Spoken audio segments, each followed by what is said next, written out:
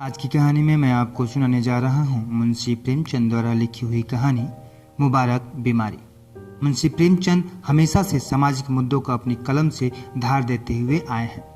एक ऐसा ही मुद्दा उन्होंने अपनी कहानी मुबारक बीमारी में चुना है।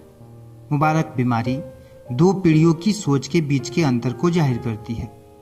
कहानी पिता लाला हरनमदास और उनके नौजवान बेटे लाला हरिदास को केंद्र में रखकर लिखी गई है।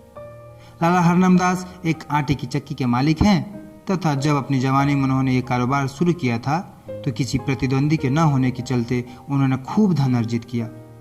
हरनमदास चाहते हैं उनका बेटा भी उनके कारोबार को आगे ले जाए, बिल्कुल उसी तरह जैसे वो यहाँ तक लाए। मुंशी जी की कहानी का दूसरा पात्र है हरिदास, एक पढ़ा लिखा युवक जो अपने पिता की भावनाओं की कदर करता है, परंतु वह चाहता है कि यदि इस कारोबार को आगे ले जाना है तो इसमें कई बदलाव करने होंगे। पिता इसके लिए हरगिज राजी नहीं है और पुत्र पुराने तरीकों से खुद को नहीं चलाना चाहता। मुंशी जी ने अपनी कहानी में पिता पुत्र के संवादों के माध्यम से दो पीढ़ियों की सोच के बीच के अंतर को बखूबी प्रस्तुत किया है। इस कहानी में एक अन्य पात्र देवकी है जो हरिदास की पत्नी है, जो हर कदम पर अपने पति के साथ है। देवकी जितनी अपने पति के प्रति वफादार थी उतनी ही सेवा भाव अपने ससुर के लिए रखती थी। पिता के बीमार होने पर उसने कारखाने को बहुत ही जिम्मेदारी के साथ संभाला। हरनमदास जब पूरी तरह स्वस्थ हुए तो उन्हें मालूम हुआ कि हरिदास ने बहुत ही कम समय में कारखाने पर चढ़े कर्ज की अधिकांश राशि चुका दी। मुंशी ने कहानी को खत्म करते हुए समझाना चाहा है कि भले ही आपके पास कितना ही अनुभव क्यों ना हो, अन्य किसी पर भी भरोसा कर उसे मौका देना चाहिए। तो आइए इस कहानी को शुरू करते हैं। ये कहानी शुरू करने से पहले मैं आपसे एक विनती करना चाहता हूँ कि आप मेरे चैनल को सब्सक्राइब करें और ये कहानी कैसी लगी कमेंट करके ज़रूर बताएं। तो चलिए सुनते हैं कहानी मुबारक बीमारी। रात के 9 बज गए थे। एक युवती अंगीठी के सामने बैठी हुई आग फूकती थी और उसके गाल आग के कुंदनी रंग में दहक रहे थे। उसकी बड़ी बड़ी आंखें दरवाजे की तरफ लगी हुई थी। कभी चौंक कर आंगन की तरफ ताकती, कभी कमरे की तरफ। फिर आने वाले की इस देरी से तेवरियों पर बल पड़ जाते और आंखों में हल्का सा गुस्सा नजर आता। कमल पानी में झकोले खाने लगता। इसी बीच आने वाले की आहट मिली। कहर बाहर पड़ा खराटे ले रहा था। बूढ़े लाला हरनमदास ने आते ही उसे एक ठोकर लगाकर कहा, कमबख्त, अभी शाम हुई है और अभी से लंबी तान दी। नौजवान लाला हरिदास घर में दाखिल हुए, चेहरा बुझा हुआ, चिंतित। देवकी ने आकर उनका हाथ पकड़ लिया और गुस्से एवं प्यार की मिली हुई आवाज में बोली, आज इतनी देर क्यों हुई? दोनों नए खिले हुए फूल थे। एक पर ओस की ताजगी थी, दूसरा धूप से मुरझाया हुआ। हरिदास, हाँ आज देरी हो गई, तुम यहाँ क्यों बैठी रही? देवकी, क्या करती, आग बुझती जाती थी, खाना न ठंडा हो जाता। हरिदास, तुम जरा से काम के लिए इतनी आग के सामने ना बैठा करो, बाज आए गरम खाना से। देवकी, अच्छा कपड़े तो उतारो, आज इतनी देर क्यों की? हरिदास, क्या बताऊं, पिताजी ने ऐसा नाक में दम कर दिया है कि कुछ कहते नहीं बनता। इस रोज रोज की झंझट से तो यही अच्छा है कि मैं कहीं और नौकरी कर लूं। लाला हरनमदास एक आटे की चक्की के मालिक थे। उनकी जवानी के दिनों में आसपास दूसरी चक्की न थी। उन्होंने खूब धन कमाया, मगर अब यह हालत न थी। चक्कियां कीड़े मकोड़े की तरफ पैदा हो गई थीं, नई मशीनों और इजादों के साथ। उसके काम करने वाले भी जोशीले नौजवान थे, मुस्तैदी से काम करते थे, इसलिए हरनमदास का कारखाना रोज गिरता जाता था। बूढ़े आदमियों को नई चीजों से चिढ़ हो जाती है। वह लाला हरनमदास को भी थी। वो अपनी पुरानी मशीन ही को चलाते थे, किसी किस्म की तरक्की या सुधार को पाप समझते थे, मगर अपनी इस मंदी पर कूढ़ा करते थे। हरदास ने उनकी मर्जी के खिलाफ कॉलेजिएट शिक्षा प्राप्त की थी और इसका इरादा था कि अपने पिता के कारखाने को नए उसूलों पर चलाकर आगे बढ़ाए। लेकिन जब वह उनसे किसी परिवर्तन या सुधार का जिक्र करता तो लाला साहब जामे से बाहर हो जाते और बड़े गर्व से कहते, कॉलेज में पढ़ने से तजुर्बा नहीं आता, तुम अभी बच्चे हो, इस काम में मेरे बाल सफ़ेद हो गए हैं। तुम मुझे सलाह मत दो, जिस तरह मैं कहता हूं काम किए जाओ। कई बार ऐसे मौके आ चुके थे कि बहुत ही छोटे मसलों में अपने पिता की मर्जी के खिलाफ काम करने के जुर्म में हरदास को सख्त फटकारें पड़ी थी।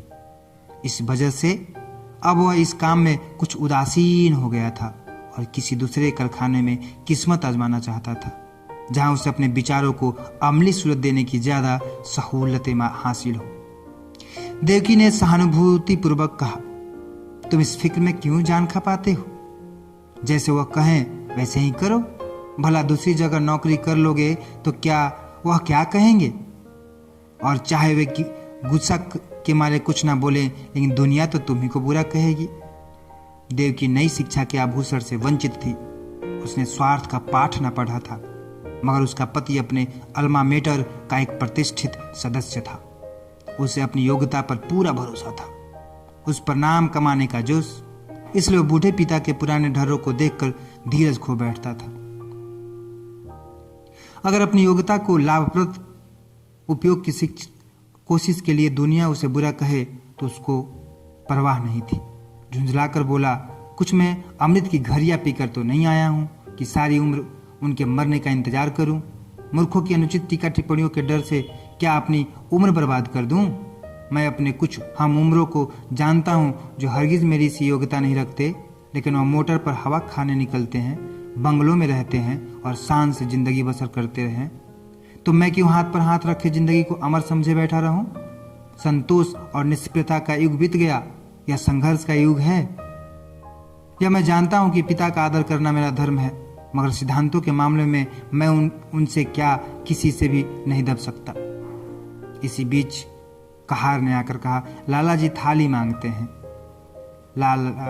लाला हरनमदास हिंदू रस्म रिवाज के बड़े पाबंद थे, मगर बुढ़ापे के कारण चौक के चक्कर से मुक्ति पा चुके थे। पहले कुछ दिनों तक जाड़ों में रात को पूरियां न हजम होती थीं, इसलिए चपातियां ही अपनी बैठक में मंगा लिया करते थे। मजबूरी ने वह कराया था जो हुज्जत और दलील के काबू से बाहर था। हरदास के लिए भी देवकी ने खाना निकाला। पहले तो वह हजरत बहुत दुखी नजर आते थे, लेकिन बघार की खुशबू ने खाने के लिए चाव पैदा कर दिया था। अक्सर हम अपनी आंख और नाक से हाजमे का काम लिया करते हैं। लाला हरनमदास रात को भले चंगे सोए, लेकिन अपने बेटे की गुस्ताखियों और कुछ अपने कारोबार की सुस्ती और मंदी उनकी आत्मा के लिए भयानक कष्ट का कारण हो गई। और चाहे इसी उद्विग्नता का असर हो, चाहे बुढ़ापे का, सुबह होने से पहले उन पर लकवे का हमला हो गया। जबान बंद हो गई और चेहरा ऐंठ गया। हरदास डॉक्टर के पास दौड़ा। डॉक्टर आए, मरीज को देखा और बोले, डरने की कोई बात नहीं, सेहत होगी, मगर 3 महीने से कम न लगेंगे। चिंताओं के कारण यह हमला हुआ है, इसलिए कोशिश करनी चाहिए कि वह आराम से सोएं, परेशान ना हो और जबान खुल जाने पर भी जहां तक मुमकिन हो बोलने से बचें। बेचारी देवकी बैठी रो रही थी। हरदास ने आकर उसको सांत्वना दी और फिर डॉक्टर के यहाँ से दवा ला कर दी। थोड़ी देर में मरीज को होश आया। इधर उधर कुछ खोजती हुई सी निगाहों से देखा कि जैसे कुछ कहना चाहते हैं, और फिर इशारे से लिखने के लिए कागज मांगा। हरदास ने कागज और पेंसिल रख दी तो बूढ़े लाला साहब ने हाथों को खूब संभाल कर लिखा, इंतजाम दीनानाथ के हाथ में रहे। यह शब्द हरदास के हृदय में तीर की तरह लगे। अफसोस, अब भी मुझ पर भरोसा नहीं, यानी कि दीनानाथ मेरा मालिक होगा और मैं उसका गुलाम बनकर रहूंगा। यह नहीं होगा। कागज लिए देवकी के पास आए और बोले, लाला जी ने दीनानाथ को मैनेजर बनाया है। उन्हें मुझ पर इतना एतबार भी नहीं, लेकिन मैं इस मौके को हाथ से न जाने दूंगा। उनकी बीमारी का अफसोस तो जरूर है, मगर शायद परमात्मा ने मुझे अपनी योग्यता दिखलाने का यह अवसर दिया है और इससे मैं जरूर फायदा उठाऊंगा। कारखाने के कर्मचारियों ने इस दुर्घटना की खबर सुनी तो बहुत घबराए। उनमें कई निकम्मे बेमसरफ आदमी भरे हुए थे, जो सिर्फ खुशामंद और चिकनी चुपड़ी बातों की रोटी खाते थे। मिस्त्री ने कई दूसरे कारखानों में मरम्मत का काम उठा लिया था। रोज किसी न किसी बहाने से खिसक जाता था। फायरमैन और मशीन मैन दिन को झूठ मूठ चक्की की सफाई में काटते थे और रात के काम करके ओवर टाइम की मजदूरी लिया करते थे। दीनानाथ जो होशियार और तजुर्बेकार आदमी था, मगर उसे भी काम करने के मुकाबले में जी हाँ रटने रहने में ज़्यादा मज़ा आता था। लाला हरनमदास मजदूरी देने में बहुत हीले हवाले किया करते थे और अक्सर काट कपट के भी आदी थे। इसी को वह कारोबार का अच्छा उसूल समझते थे।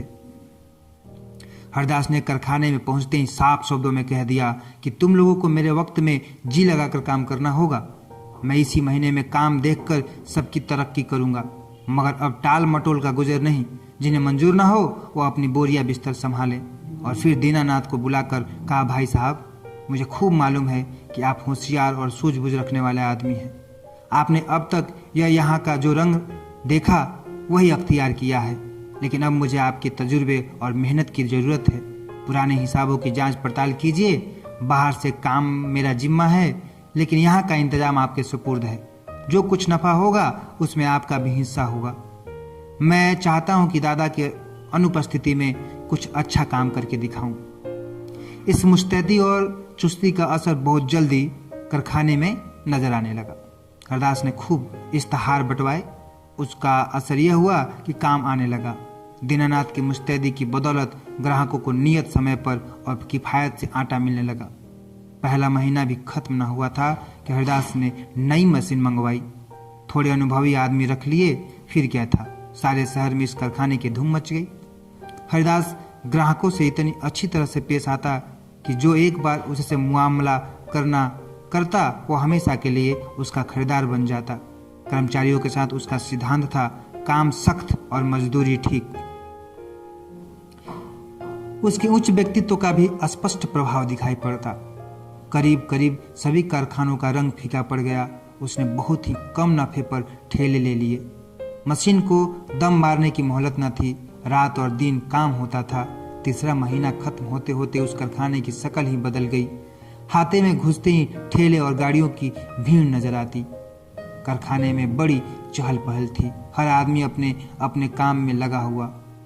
इसके साथ कि प्रबंध कौशल का यह वरदान था कि भद्दी हड़बड़ी और जल्दबाजी का कहीं निशान न था। लाला हरनमदास धीरे धीरे ठीक होने लगे। एक महीने के बाद वह रुक कर कुछ बोलने लगे। डॉक्टर की सख्त ताकीद थी कि उन्हें पूरी शांति की स्थिति में रखा जाए, मगर जब उनकी जबान खुली उन्हें एकदम को भी चैन न था। देवकी से कहा करते थे, सारा कारोबार मिट्टी में मिल जाता है। यह लड़का मालूम नहीं क्या कर रहा है, सारा काम अपने हाथ में ले रखा है। मैंने ताकीद कर दी थी कि दीनानाथ को मैनेजर बनाना, लेकिन उसने जरा भी परवाह न की। मेरी सारी उम्र की कमाई बर्बाद हुआ जाती है। देवकी उनको सांत्वना देती कि आप इन बातों की आशंका न करें। कारोबार बहुत खूबी से चल रहा है और खूब नफा हो रहा है। पर वो भी इस मामले को तूल देते हुए डरती थी कि कहीं लकवे का फिर हमला न हो जाए। हूँ हाँ कहकर टालना चाहती थी। हरदास जो ही घर में आता, लाला जी उस पर सवालों की बौछार कर देते, और जब वह टाल कर कोई दूसरा जिक्र छेड़ देता तो बिगड़ जाते और कहते, जालिम, तू जीते जी मेरे गले पर छुरी फेर रहा है, मेरी पूंजी उड़ा रहा है। तुझे क्या मालूम कि मैंने एक एक कौड़ी किस मशक्कत से जमा की है। तूने दिल में ठान ली है कि इस बुढ़ापे में मुझे गली गली ठोकर खिलाए, मुझे कौड़ी कौड़ी का मोहतात बनाए। हरदास फटकार का कोई जवाब न देता, क्योंकि बात से बात बढ़ती है। उसकी चुप्पी से लाला साहब को यकीन हो जाता कि कारखाना तबाह हो गया है। एक रोज देवकी ने हरदास से कहा, अभी कितने दिन और इन बातों का लाला जी से छिपाओगे। हरदास ने जवाब दिया, मैं तो चाहता हूँ कि नई मशीन का रुपया अदा हो जाए तो उन्हें ले जाकर सब कुछ दिखा दूँ। तब तक डॉक्टर साहब की हिदायत के अनुसार 3 महीने पूरे भी हो जाएंगे। देवकी, लेकिन इस छिपाने से क्या फ़ायदा जब वे आठों पर इसी की रट लगाए रहते हैं। इससे तो चिंता और बढ़ती ही है, कम नहीं होती। इससे तो यही अच्छा है कि उनसे सब कुछ कह दिया जाए। हरिदास, मेरे कहने का तो उन्हें यकीन आ चुका। हाँ, दीनानाथ कहे तो शायद यकीन हो। देवकी, अच्छा तो कल दीनानाथ को यहाँ भेज दो। लाला जी उसे देखते ही खुद बुला लेंगे। तुम्हें इस रोज रोज की डांट फटकार से तो छुट्टी मिल जाएगी। हरिदास, अब मुझे इन फटकारों का जरा भी दुख नहीं होता। मेरी मेहनत और योग्यता का नतीजा आंखों के सामने मौजूद है। जब मैंने कारखाने आने हाथ में लिया था, आमदनी और खर्च का मिजाज मुश्किल से बैठता था। आज 5 से का नफा है, तीसरा महीना खत्म होने वाला है और मैं मशीन की आधी कीमत अदा कर चुका। शायद अगले महीने 2 महीने में पूरी कीमत अदा हो जाएगी। उस वक्त से कारखाने का खर्च 3 गुना हो जाता है, लेकिन आमदनी 5 गुनी हो जाएगी। हजरत देखेंगे तो आंखें खुल जाएंगी। कहाँ हाथे में उल्लू बोलते थे। एक मेज पर बैठे आप हुंगा करते थे, एक पर दीनानाथ कान खुरेदा करता था। मिस्त्री और फायरमैन ताश खेलते थे। बस 2-4 घंटे चक्की चल जाती थी। अब दम मारने की फुर्सत नहीं है। सारी जिंदगी में जो कुछ कर सके वो मैंने 3 महीने से करके दिखा दिया। इसी तजुर्बे और कार्रवाई पर आपको इतना घमंड था। जितना काम वो 1 महीने में करते थे उतना मैं रोज कर डालता हूँ। देवकी ने भर्त्सनापूर्ण नेत्रों से देखकर कहा, अपने मुंह मियाँ मिट्ठू बनना कोई तुमसे सीख ले। जिस तरह माँ अपने बेटे को हमेशा दुबला ही समझती है, उसी तरह बाप बेटे को हमेशा नादान समझा करता है। यह उनकी ममता है, बुरा मानने की बात नहीं। हरिदास ने लज्जित होकर सर झुका लिया। दूसरे दिन दीनानाथ उनको देखने के बहाने से लाला हरनामदास की सेवा में उपस्थित हुआ। लाला जी उसे देखते ही तकिए के सहारे उठ बैठे और पागलों की तरफ बेचैन होकर पूछा, क्यों, कारोबार सब तबाह हो गया कि अभी कुछ कसर बाकी है? कुछ लोगों ने मुझे मुर्दा समझ लिया है। कभी बात तक न पूछी। कम से कम मुझे ऐसी उम्मीद न थी। बहू ने मेरी तीमारदारी न की होती तो मर ही गया होता। दीनानाथ आपका कुशल मंगल रोज बाबू साहब से पूछ लिया करता था। आपने मेरे साथ जो नेकियां की है उन्हें मैं भूल नहीं सकता। मेरा एक एक रोआ आपका एहसानमंद है। मगर इस बीच काम की ही कुछ एकज था कि हाजिर होने की मोहलत न मिली। हरनामदास, खैर कारखाने का क्या हाल है? दिवाला होने में क्या कसर बाकी है? दीनानाथ ने ताज्जुब के साथ कहा, यह आपसे किसने कह दिया कि दिवाला होने वाला है? इस अरसे में कारोबार में जो तरक्की हुई है वो आप खुद अपनी आंखों से देख लेंगे। हरनामदास व्यंग्यपूर्वक बोले, शायद तुम्हारे बाबू साहब ने तुम्हारी मनचाही तरक्की कर दी। अच्छा, अब स्वामी भक्ति छोड़ो और साफ बताओ। मैंने ताकीद कर दी कि कारखाने का इंतजाम तुम्हारे हाथ में रहेगा, मगर शायद हरिदास ने सब कुछ अपने हाथ में रखा। दीनानाथ, हाँ, मगर मुझे इसका जरा भी दुख नहीं। वही रईस काम के लिए ठीक भी हैं। जो कुछ उन्होंने कर दिखाया वो मुझसे हरगिज ना हो सकता। हरनामदास, मुझे सुनकर हैरत होती है। बतलाओ क्या तरक्की हुई? दीनानाथ, तफसील तो बहुत ज्यादा होगी, मगर थोड़े में यह समझ लीजिए कि पहले हम लोग जितना काम 1 महीने में करते थे उतना अब रोज होता है। नई मशीन आई थी, उसकी आधी कीमत अदा हो चुकी है। वो अक्सर रात को भी चलती है। ठाकुर कंपनी का 5000 मन आटे का ठेका लिया था, वह पूरा होने वाला है। जगत राम बनवारी लाल से कम सरियट का ठेका लिया है। उन्होंने हमको 500 बोरे महावार का बयाना दिया है। इसी तरह और फूटकर काम कई गुना बढ़ गया है। आमदनी के साथ खर्च भी बढ़े हैं। कई आदमी नए रखे गए हैं। मुलाजिमों को मजदूरी के साथ कमीशन भी मिलता है, मगर खालिस नफा पहले के मुकाबले में 4 गुने के करीब है। हरनामदास ने बड़े ध्यान से यह बात सुनी। वह गौर से दीनानाथ के चेहरे की तरफ देख रहे थे। शायद उनके दिन में बैठकर सच्चाई की तह तक पहुंचना चाहते थे। संदेहपूर्ण स्वर में बोले, दीनानाथ, तुम कभी मुझसे झूठ नहीं बोलते थे, लेकिन तो भी मुझे इन बातों पर यकीन नहीं आता, और जब तक अपनी आंखों से देख न लूंगा यकीन न आएगा। दीनानाथ कुछ निराश होकर विदा हुआ। उसे आशा थी कि लाला साहब तरक्की और कारगुजारी की बात सुनते ही फूले न समाएंगे और मेरी मेहनत की दाद देंगे। उस बेचारे को मालूम न था कि कुछ दिलों में संदेह की जड़ इतनी मजबूत होती है कि सबूत और दलील के हमले उस पर कुछ असर नहीं कर सकते। यहाँ तक कि वो अपनी आंख से देखने को भी धोखा या तिलिस्म समझता है। दीनानाथ के चले जाने के बाद लाला हरनामदास कुछ देर तक गहरे विचार में डूबे रहे और फिर यकाएक कहार से बग्घी मंगवाई। लाठी के सहारे बग्घी में आ बैठे और उसे अपने चक्की घर चलने का हुक्म दिया। दोपहर का वक्त था। कारखाने के मजदूर खाना खाने के लिए गोल के गोल भागे चले जाते थे, मगर हरिदास के कारखाने में काम जारी था। बग्घी हाथे में दाखिल हुई। दोनों तरफ फूलों की कतारें नजर आई। माली क्यारियों में पानी दे रहा था। ठेले और गाड़ियों के मारे बग्घी को निकलने की जगह न मिलती थी।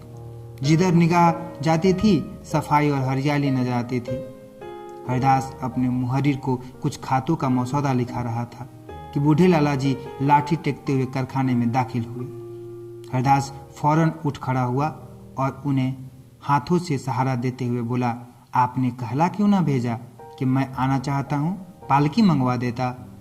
आपको बहुत तकलीफ हुई, यह कहकर उसने एक आराम कुर्सी बैठने के लिए खिसका दी। कारखाने के कर्मचारी दौड़े और उनके चारों तरफ बहुत अदब के साथ खड़े हो गए। हरनमदास कुर्सी पर बैठ गए और बोरों के छत चूमने वाले ढेर पर नजर दौड़ाकर बोले, मालूम होता है दीनानाथ सच कहता था। मुझे यहाँ कई नई सूरतें नजर आती हैं। भला कितना काम रोज होता है, भला कितना काम रोज होता है।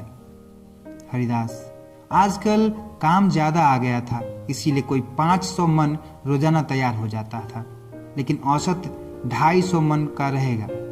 मुझे नई मशीन की कीमत अदा करनी थी, इसलिए अक्सर रात को भी काम होता है। हरनमदास, कुछ कर्ज लेना पड़ा? हरिदास, 1 कौड़ी नहीं, सिर्फ मशीन की आधी कीमत बाकी है। हरनमदास के चेहरे पर इत्मीनान का रंग नजर आया। संदेह ने वह विश्वास को जगह दी। प्यार भरी आंखों से लड़के की तरफ देखा और करुण स्वर में बोले, बेटा, मैंने तुम्हारे ऊपर बड़ा जुल्म किया, मुझे माफ करो। मुझे आदमियों की पहचान पर बड़ा घमंड था, लेकिन मुझे बहुत धोखा हुआ। मुझे अब से बहुत पहले इस काम से हाथ खींच लेना चाहिए था। मैंने तुम्हें बहुत नुकसान पहुंचाया। यह बीमारी बड़ी मुबारक है जिसने तुम्हारी परख का मौका दिया और तुम्हें लियाकत दिखाने का। काश यह हमला 5 साल पहले ही हुआ होता। ईश्वर तुम्हें खुश रखे और हमेशा उन्नति दे। यही तुम्हारे बूढ़े बाप का आशीर्वाद है। धन्यवाद।